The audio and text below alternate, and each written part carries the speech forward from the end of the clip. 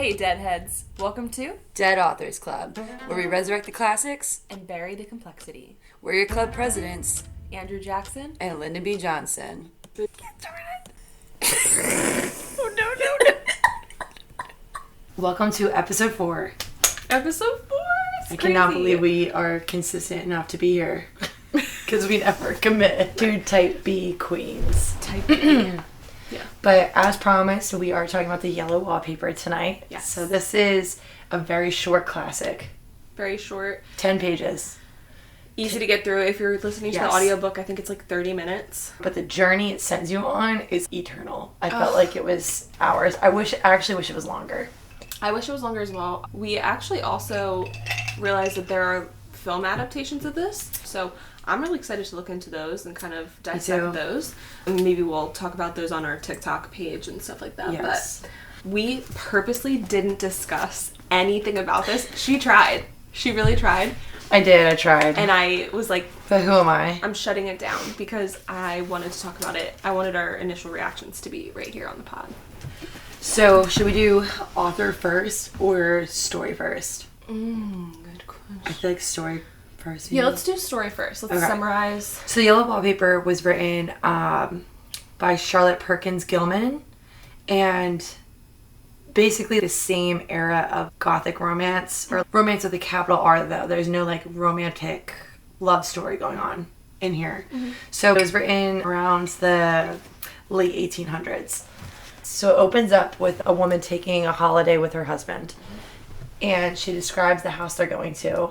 She's like, I think it should be lovely, but like it creeps me out. Something's weird about this house. Mm-hmm. And she, like the way it stands alone, it reminds like the narrator of old Victorian homes. She just says that she wants them to move into this room because it has like these beautiful, doors that go open to the garden. The garden's the most beautiful garden she's ever seen. But her husband specifically wants her in this room. Upstairs. With this disgusting yellow wallpaper that she absolutely despises. And she says the room reminds her of an old nursery or like an old playroom, because she says there's bars on the window. The bed is nailed to the floor for safety. So she's like, whoever was in here, it must have been some type of nursery. But the wallpaper she just hates, and her husband agrees, like it's ugly, but it's not theirs to keep, their renters. So he's kind of like, let's just get through the summer. So from there, her husband, she introduces, he's a doctor. He's very well respected. Her brother's also a well respected doctor, and so they kind of both have this opinion of her illness that, it's not super serious, but they want her to rest. They don't want her to write. They don't want her to read. They don't want her to have visitors. Anything stimulating is a no for her. Right. She's supposed to just be resting her mind. Can we get in our theory about that? Or I think it might be postpartum depression. It is postpartum depression. Okay, because she talks about how like she can't be around her newborn baby, and it's better for her to be stuck in this room with disgusting yellow wallpaper than it is for her to be around her child. Yeah, and she does say that in the story that she wishes she could be with her baby, and it's actually like makes her really sad that she can't be with her baby, but it's better for the baby and whatever. And all this advice is coming from her husband, who is the physician. So he's like, yeah, I know what you have. This is a condition. Once you start getting better, you'll have visitors. You can go outside again, like little by little, but just rest. And she loves her husband. She trusts him wholly. She talks about him the whole story. She's like, but my husband is so good. But my husband loves me so much. And I love my husband. He's such a good man. The whole story. It's written like diary entries. Mm-hmm. So the one thing that she says is like, I'm not supposed to be writing, but I just can't help it. Sometimes I'm going to write, and then she'll be like, oh, I'm going to get caught. And then there's like a space in the story, and then it picks up again. She'll be like, it's been 3 weeks since I've had a chance to write. So each time the story picks up, her narration gets a little bit more and more stir crazy. Like the yellow wallpaper goes from being like piss ugly. She says it's like not yellow like bananas and pineapples. It's yellow like things that rot. So, it goes from that to being like, it has these patterns, and like these patterns are driving me crazy and I can't figure them out. And it goes from that to like, I trace the patterns, like, and each time is like a new gap. So she gives you like a paragraph and there's a gap, and it's like, it's been 3 days, and the patterns are like uglier, and now the wallpaper looks like it's melting, and I've noticed that when the sun goes down it changes. So the story gets a little bit more creepy. It has like this like haunting ambiance. Yeah, and then she notices that there's a smell to the house, and she said the smell starting to smell like, the only way she can describe it is that it smells yellow, like the same shade of the wallpaper. Yeah, yep. And then she starts to see a woman trapped behind the wallpaper. It starts with eyes. She's like, there's eyes behind the wallpaper, and then there's like the paragraph gap, and then it's like, it's a woman behind the wallpaper and she's trapped. And then like there's one time where it's like, there's many women behind the wallpaper and they're all trapped. So then she starts losing sleep. Her husband sleeps next to her every night, but she'll be like, he's sleeping, but I stay awake because it's the only time the wallpaper changes, and that's when I can find and see this woman behind the wallpaper. And then there's like one time that like gives me chills, I'm about to get chills right now, where she's like, I can see the woman's reflection in the window. I wonder if I can see her in every window at the same time. And she describes it as spinning. She just starts spinning, looking for the woman in every window at the same time. And I'm like, whoa, this girl's like going stir crazy. Like, this is bad.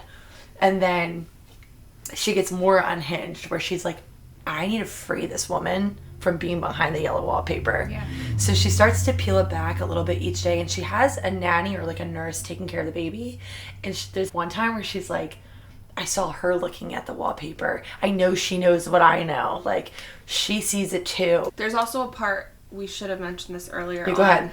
But the husband was like, hey, if you're still not doing well after this amount of time, we're going to send you to this doctor. And that's important for later. That's so big. He's when like, we revisit. He's like, if you get worse, but then he's like, you're getting better, so let's just stay here and keep doing what we're doing. And she's like, I am getting better, but like really she's not eating.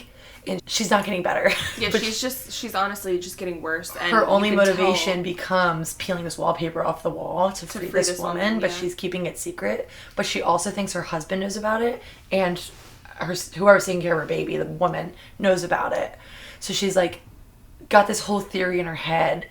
So one day he's at work, and this is like the climax of the story. Again, it's only 10 pages, so we're already towards the end of the story.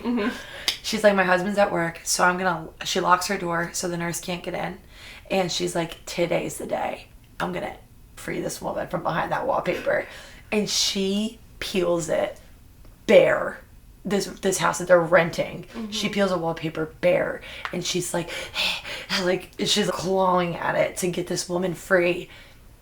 And her husband comes home, and he's banging on the door like, let me in. She's being very calm, and she keeps repeating, I threw the key in the bush in the garden. I threw the key out the window in the bush in the garden.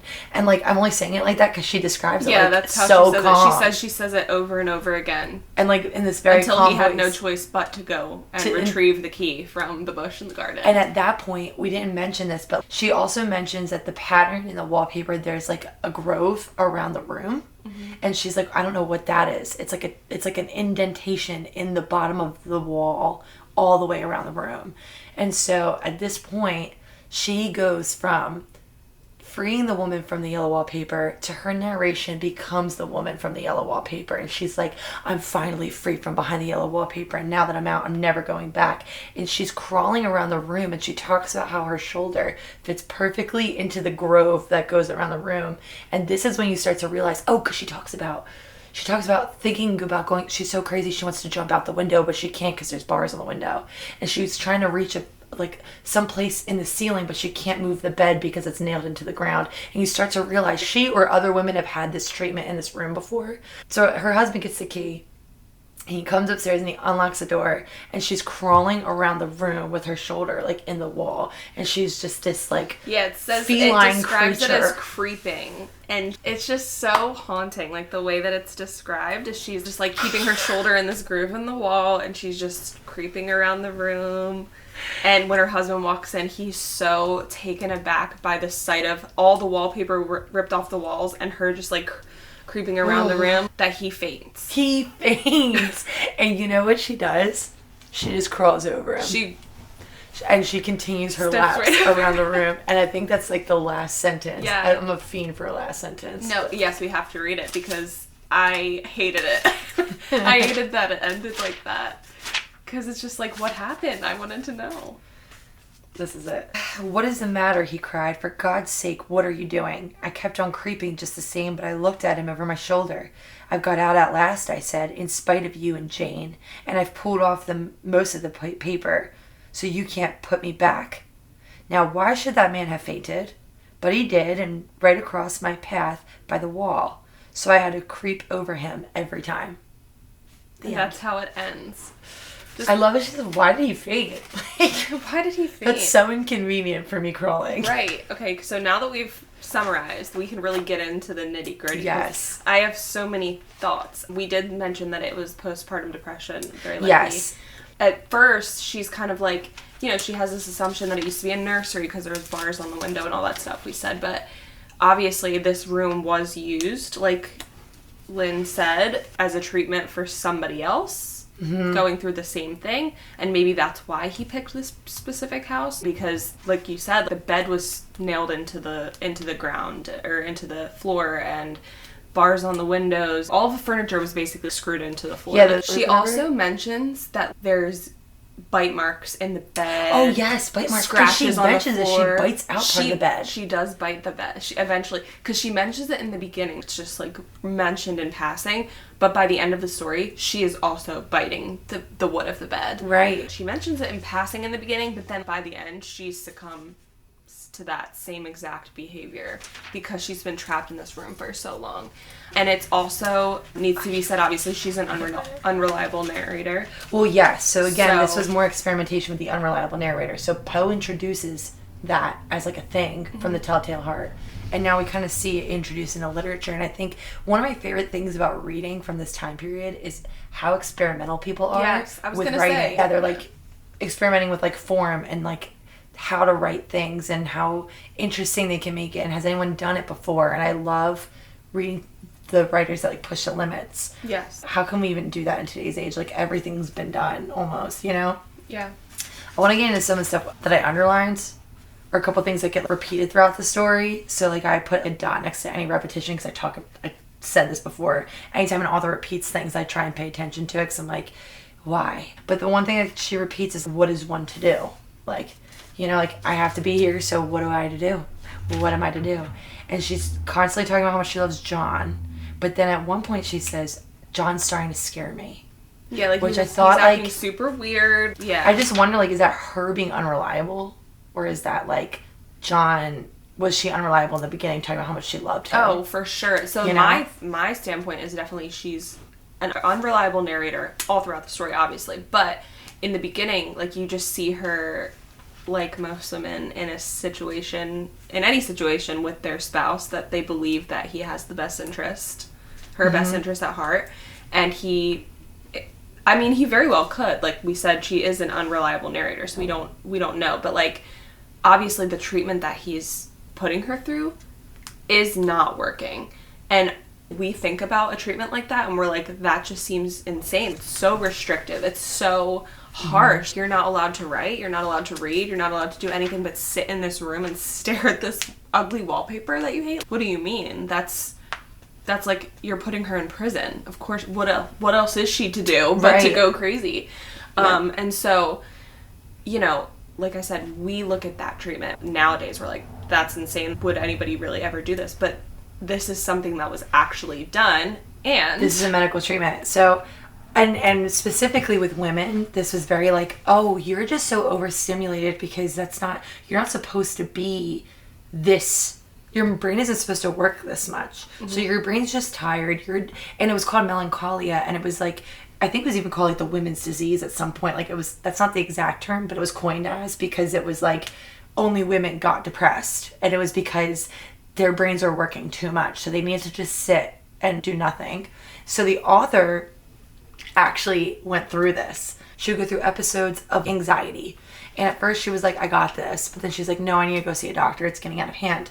And the doctor recommended this treatment of just like, don't do anything overstimulating. Stop writing. And she's a writer. And my favorite thing about the interview, so the interview comes in this anthology that we have. The interview happens in 1913, and she says that was like 30 years prior, and she clearly didn't stop writing because she's being interviewed about it. But she said she tried, and she almost went crazy from it. So then she started writing again and getting out to her life again, and that's actually what cured her. So she wrote the Yellow Wallpaper kind of as like a response of what will happen if women keep getting this treatment. It's a cautionary tale, actually. Yes, yep, she literally says that. Which, in my opinion, makes it even more haunting because it's obviously based on true events. This was a real medical diagnosis that was really treated this way. And imagine how many women went insane just like this from that treatment. Like, from being like stir crazy. Yeah. And then it was just, we knew they were crazy. We just brought it out. Like, they're clearly unwell. So she writes the Yellow Wallpaper and she sends it to the doctor that gave her this diagnosis, and she never hears back from him ever. Okay. And it gets published and it goes out, and it's funny because she says a different doctor said that it was the best description of going insane he had ever read. Like, it could have been a doctor's description of people that go insane. Oh, and she put his name in the story. So remember earlier when I mentioned that her husband, John, said, you know, if you're not getting better by this amount of time, we're going to send you to this specific doctor. And he actually names a doctor. I have right here, Weir Mitchell. Weir, W-E-I-R, Mitchell. Weir. And that's...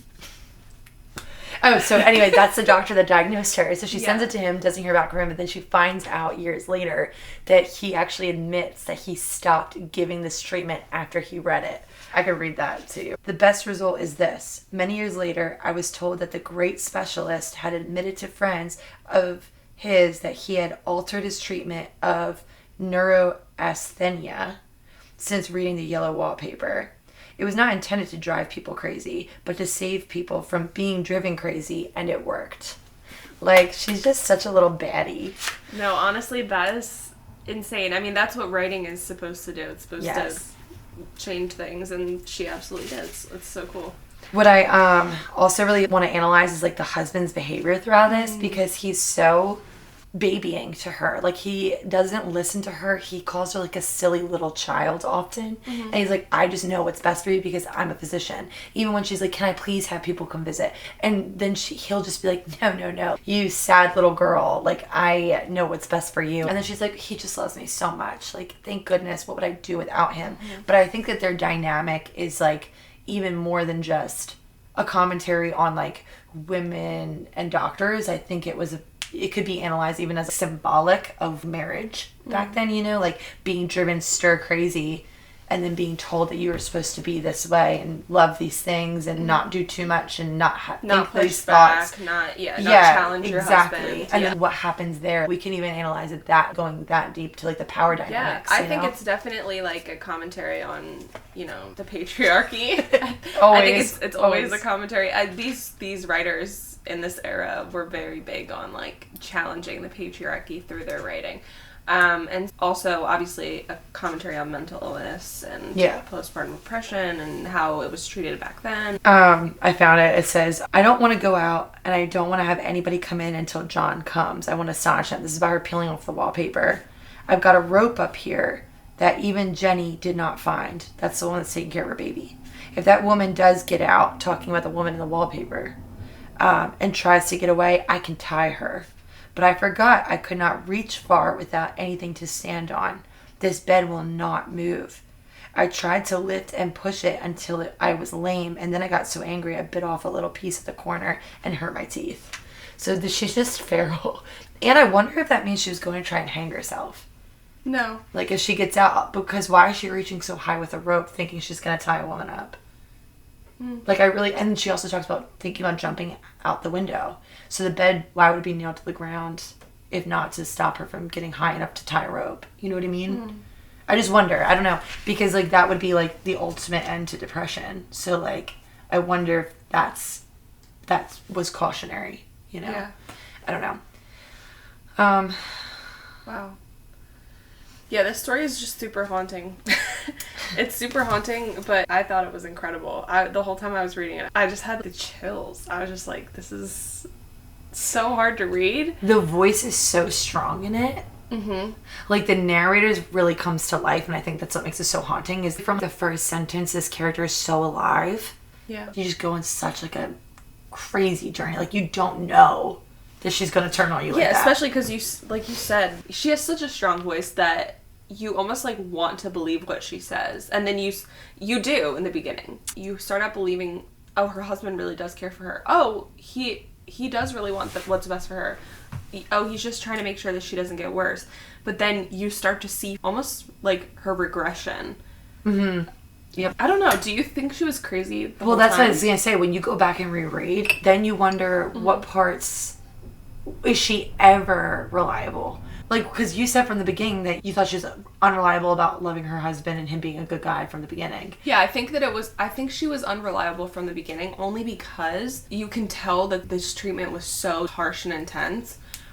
And she says things like they're just so calm and true when you can tell she's being she's like, very confident. Up. She's very confident about like we had to get away, and this is going to be so good for me, and you know, like this place is going to fix me. And you believe it because you don't really know what's going on. And then as she goes crazy, you kind of wonder, was she crazy the whole time? Mm. Or like, was it the fact that the treatment had that end, you know? Yeah, you almost start to, I don't know about you, but I almost started to wonder if her husband was actively trying to like make her.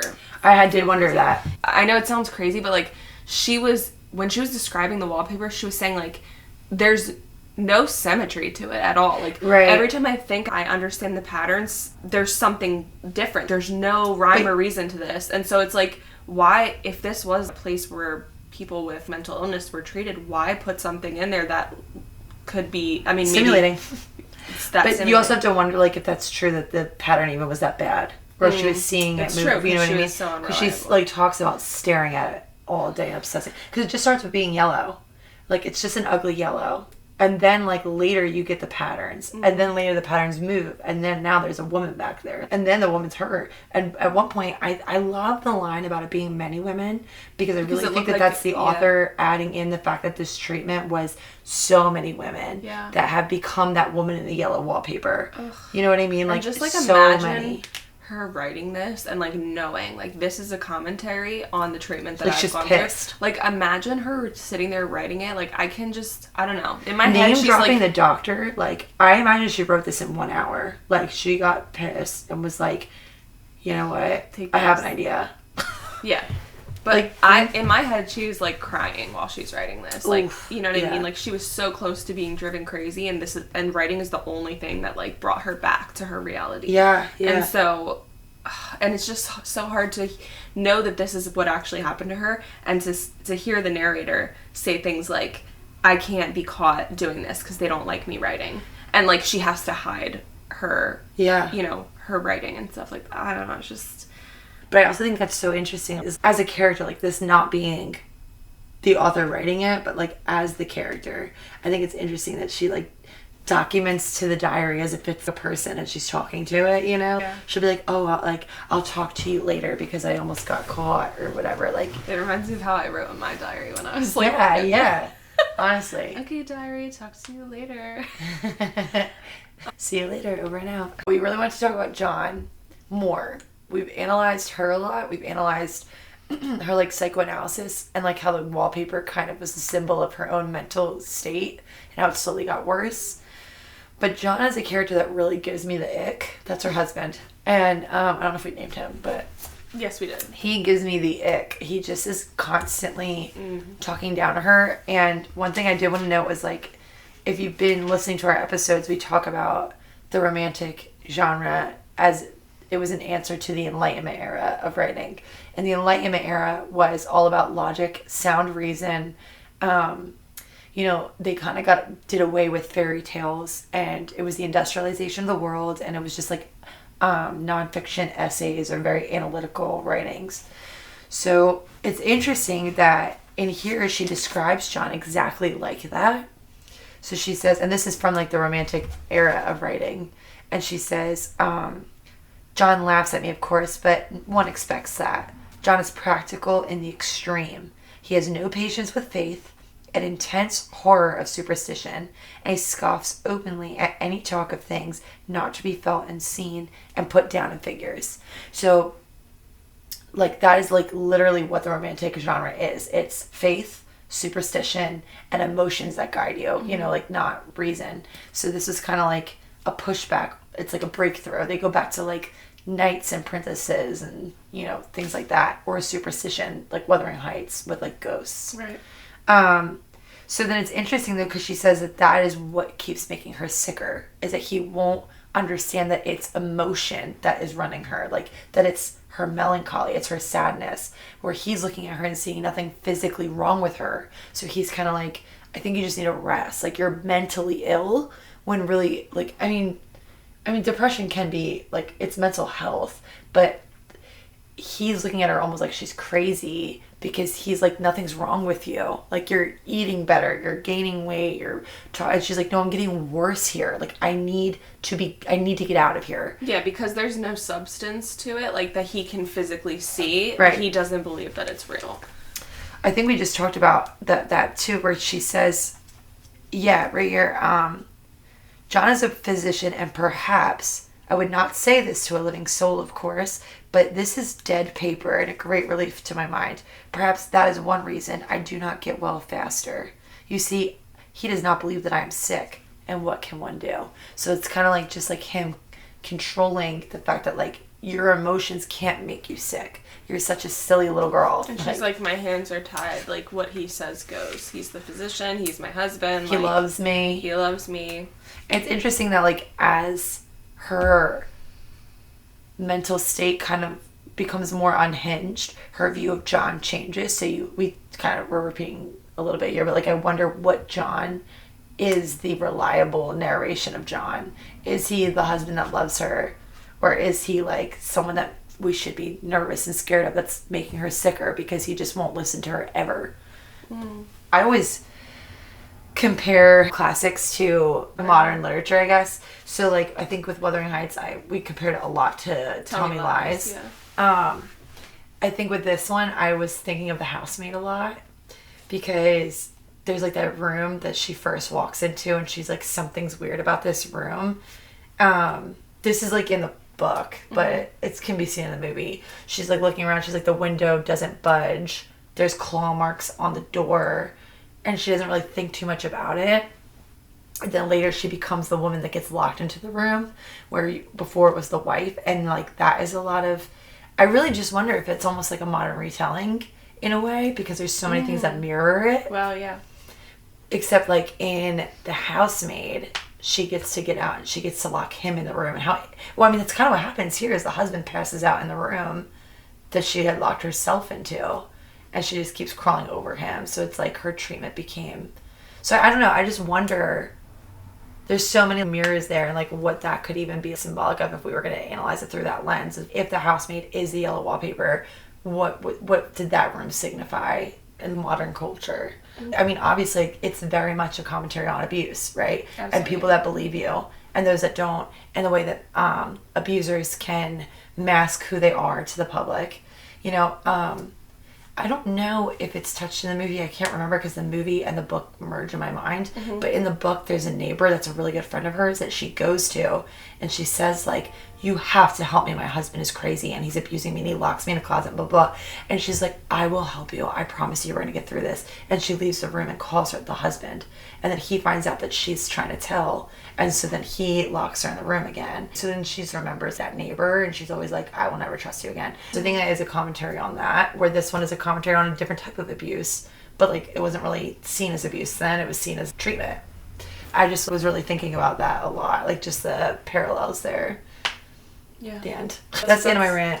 I do see the similarities a lot. Obviously, there's a woman versus woman in this. This there's is more almost of like a unifying, like you said, cautionary tale, but, like, haunting. So it still has those romance era aspects of, like, superstition. It's ghostly. There's something haunting the room. Literally from the very opening line, she's like, there's something weird about this house. And then I almost wonder, like, has she been there before in psychosis and, like, forgot? Because she says her shoulder fits perfectly in the grove, but also, like, I wonder if it's just her merging into all these women that have gone through this treatment that have become this, you know? Yeah. Like, because she symbolizes all of them.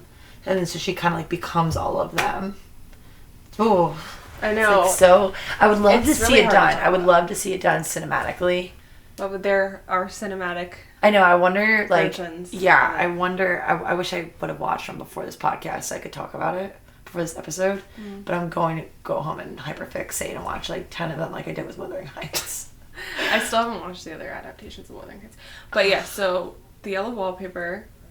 Yep. Incredible. Yes. Incredible short story. It is regarded as a classic, which is why we're doing it on this podcast. It's very beginner if you want to read it too. I feel like the language is not hard at all. It's nothing like the opening of Wuthering Heights. And it will suck you in immediately. Yeah. You just will fly through it. Yeah. Yep. I got lost in it. Do you have a Blame the Author? Oh my gosh.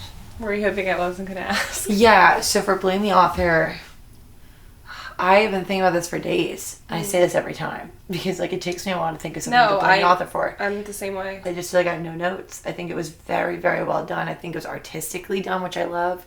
It was done in a way where like you're still thinking about all the layers of it. And I feel like we didn't even scratch the surface of what it could even become if you sit and analyze it for so long. Yeah, like break it down and analyze it. I don't really have one, I don't think. Nothing? No, not really. Like I've got no notes. Do you have one?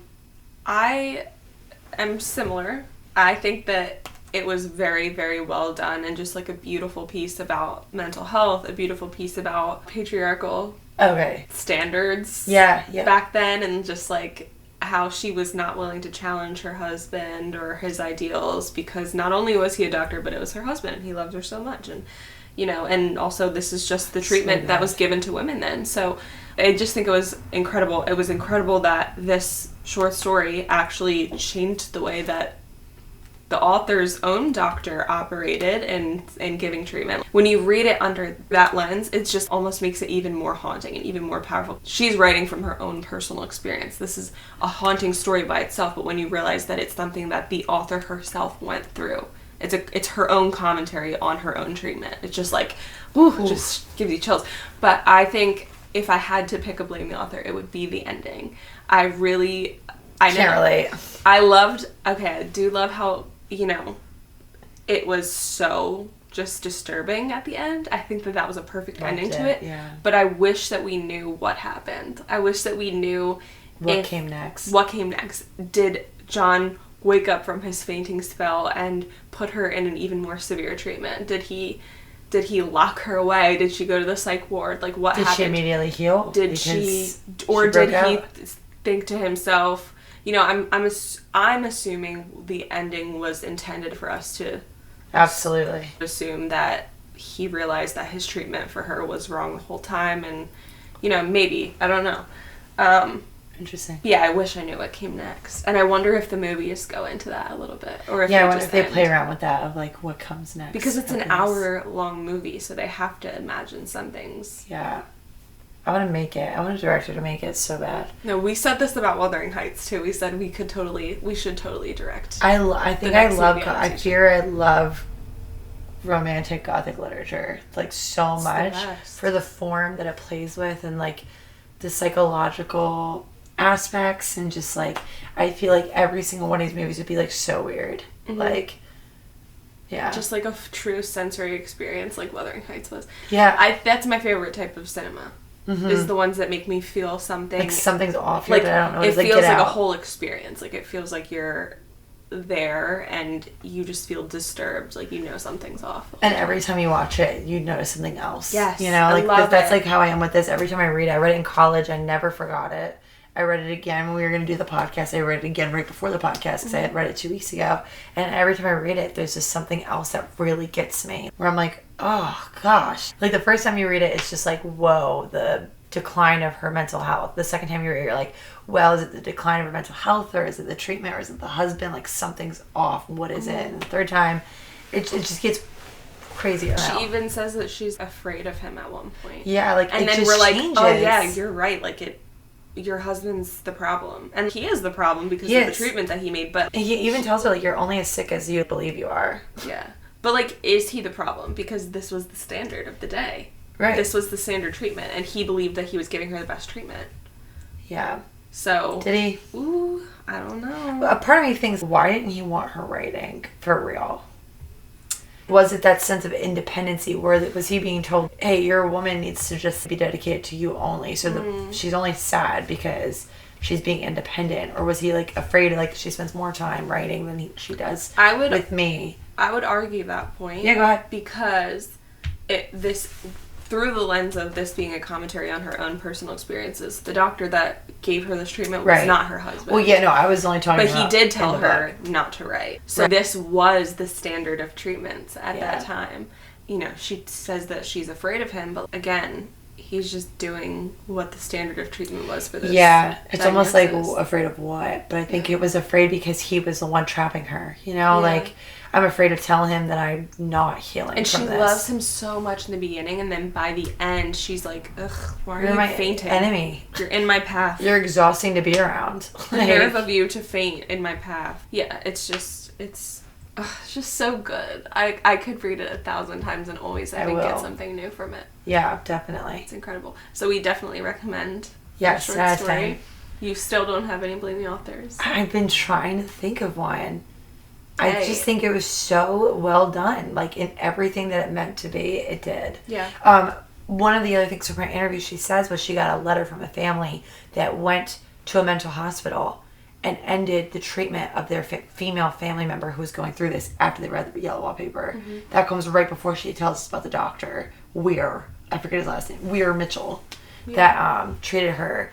And so it saved a lot of women. It didn't just save the doctor and the way he treated women, but other families were reading it and being like my aunt is going through this treatment, like let me just go get her real quick. And they were healed after they were pulled out of that treatment. That's when they healed. Yeah, it's crazy. It's just so good. I know. Love her. And it's interesting now because in 2026, when you tell a doctor, oh, I'm feeling depressed or whatever, they will recommend routine. They will recommend going out, spending time with your loved ones, getting sunlight, going for hot girl walks, taking. It's so obviously, they will suggest medication or whatever. But when I went through, I went to therapy, and my therapist was like, "Hey, girl, respectfully, you seem like you might be going through a bit of depression." This was years and years ago, and she recommended that I see a psychiatrist and take medication. I was like, I don't like the whole I can't do the medication thing. And she was like, okay, well, here's some natural supplements to take. But she recommended going outside and getting myself in activities, surrounding myself with friends, and writing. Yep. Writing was one of the things that she told me to do. Journaling. It's so interesting that we're doing the opposite of what it was. The treatment was back then. Yep. Which is crazy.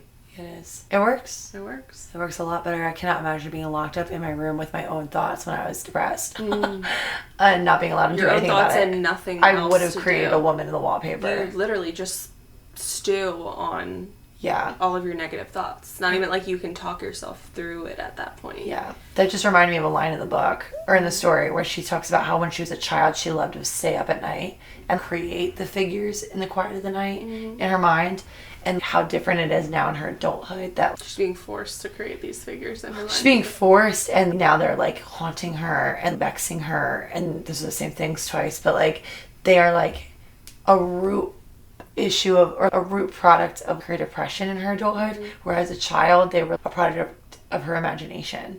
And it just reminds me of life, that one little line was such I think I underlined it because I was like, oh, I used to love doing that as a kid. I hated it and I loved it. It would creep me out, but it was those quiet hours in the morning before anyone in the world was awake, and the walls were making shapes. I don't know if that happened to anybody else. No, yeah, absolutely. Yeah. And but it was so nostalgic, and it's just how far you come as you grow up from magic to terror. Yeah. Also, I just feel it's pretty cool that not only is the narrator unreliable, but it's almost forced perspective as well, because we're forced to look at her and her condition through her eyes, and so that's why we do look at John the way that we do, and she's I'm actually afraid of him, and we're oh my gosh, what is he doing to you? Tell us, you know what I mean?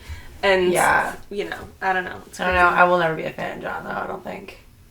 Even if she's unreliable and he's a good guy, I just will never vouch for that. I don't think he is a good guy. Just because I think that there was a purpose in his lines, from the author's point of view. I don't think she wrote him to be a good guy. I think that she wrote him to be that kind of guy. Yeah, the point that she was like, trying to make girl. is like, this is how men are in this society. And these are things women can't vocalize to their husbands, yes. you know? And like, do you see the issue with the way that you respond to emotion? Sorry, I didn't cut you off. No, yeah, that's exactly what it is. And so I understand, I think that he's meant to be symbolic and not like a hero at all. Yeah, but I'm always playing the devil's advocate when it comes to stuff like that, because was he just a product of his time? Well, yeah, but like, he was definitely written to be a product of his time. His intention I'm not saying he was always pure because I'm not saying he love has his way. like ill intentions. I'm saying that his character was meant to be negative, like to symbolize negativity. Sure. You know what I mean? Like it wasn't like, oh, was he a good guy? Was he a bad guy? It was like, no, he was created to be the commentary of the time that they were going through. You know what I mean? Would you say that John is her foil? No, I don't think there's a foil on this. Stop. Because she's very, I want to write, I want to express myself, I want to be emotion. Right. And he's the very opposite. Fact figure. It could be because like the purpose of a foil in literature, not foilage. I hate that. I cringed every time I heard that. The purpose of a foil in literature, though, is to bring out the strength of the character whose foil it is. I guess you could argue that if you're going to analyze it that way. I don't know. I don't have an answer to that. I don't think that there's always a foil in literature, you know what I mean? Oh, no. Yeah, it's like a literary device. Like, it's like I just a tool thought it was use. interesting how she and her husband are stark opposites of each other. Well, I think that they were, like, we talked about this, like, symbolic of, like, enlightenment versus romanticism because of all the pushback against the times. So, yeah, definitely. Yep. No notes. No further questions, Your Honor. So, the Yellow Wallpaper is available anywhere and everywhere. You can get a free PDF online. I have it in anthology, which is the Longman Masters, which comes with a lot of notes and really cool like newspaper articles about each author. You can get it. You can listen to it. I've seen it as like a solid on its own. I really want that. Yeah. Pretty. And there are cinematic apparently versions of it. So I wonder if that documentary that we saw is a documentary of women going through melancholia and their treatments. And it's called The Yellow Wallpaper. Ooh, I would love to analyze that. But I would love to see a horror movie of it. I would love to. It is. It's a horror, psychological thriller. Well, it's interesting. Here I go on another tangent. But like one thing I like about horror, good horror, is that it's not pointless. There's usually themes in it.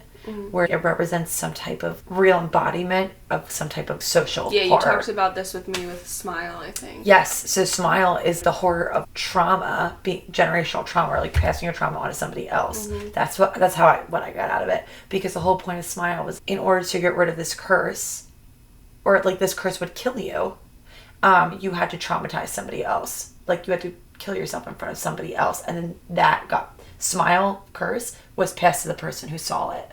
I very much saw that as, trauma and like what it can do to you.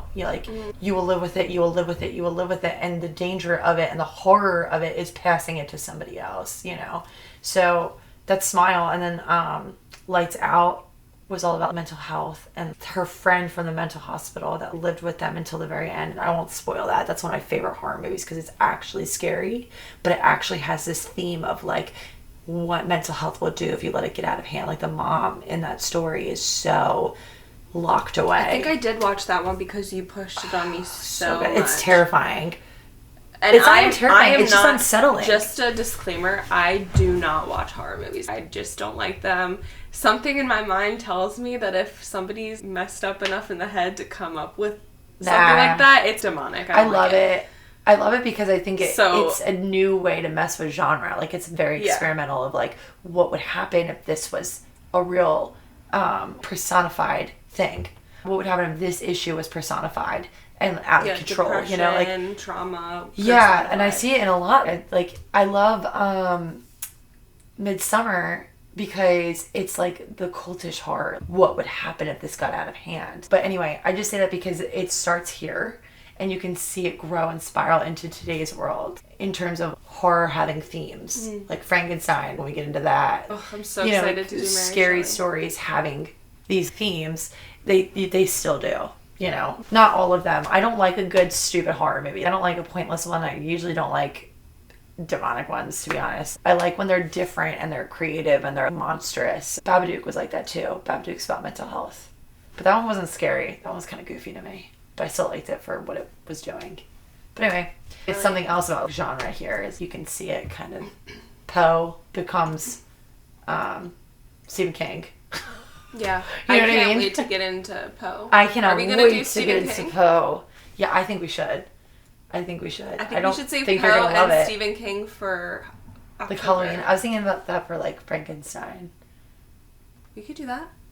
Did we just create our whole October schedule? I think we did. Are you guys gonna tune in for our horror genre classics? Honestly, if you're watching this, if you're watching snippets of this from TikTok, or even if you're watching on, you know, Apple or Spotify, or YouTube. Right, I was gonna say, or YouTube. Wherever you're watching from, definitely. Wherever you are. Definitely comment and let us know which work of is your favorite from those authors. Poe.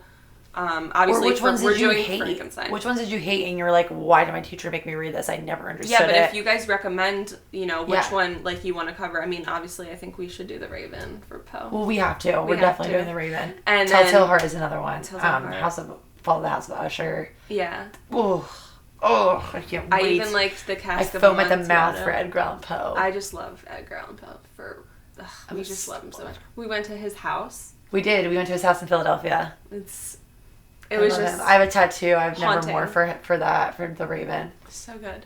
But any of your favorite works by Stephen King, we can analyze. I think the most popular is probably Carrie. Well, I don't know if that's the most popular. No, the most popular, I think, to analyze. Really? Yeah, I would say so. You don't think it's like It or like what about The Burial Ground? I don't think people. Pet Graveyard or whatever. Pet Cemetery. Pet Cemetery. Listen, King is hard to read, dude. I don't think that he. Carrie's is easiest to read. I'll say that. I don't think that people stopped. I mean, they definitely have, but I don't think that they analyze those works as much as they do with Carrie because there's so much like. I just feel like it's the most popular to analyze. Okay. We could go the unpopular route. That's what I'm saying. So, like, let us know what your favorite work is. I don't know if Carrie's considered a classic the way that It is. Really? But It is. I would argue thousands of pages. The opposite. Thousands of pages. And also, I don't do clowns. Well, that's what I was gonna say. Like, you're talking big about Stephen King, but I don't think you're gonna like anything. I'm talking big about Carrie. Okay, well then we might end up doing Carrie. We're gonna have to do Carrie because Andrew's a little wimp. So I'm a little wimpy girl when it comes to clowns. You're missing out on the horror genre. I don't. Not even like freaky horror, just like horror for what it's supposed to be. Well, when it's done right. Well, when it's in the genre of like what the genre of horror is canonically supposed to be. Canonically. That's right. I know, but I feel like I mumble. Canonically? I mumble a lot of my words. Is it canonically or canonically? I think it's canonically. Oh, I'll Google that. I love this. Anyway, thanks for joining us tonight.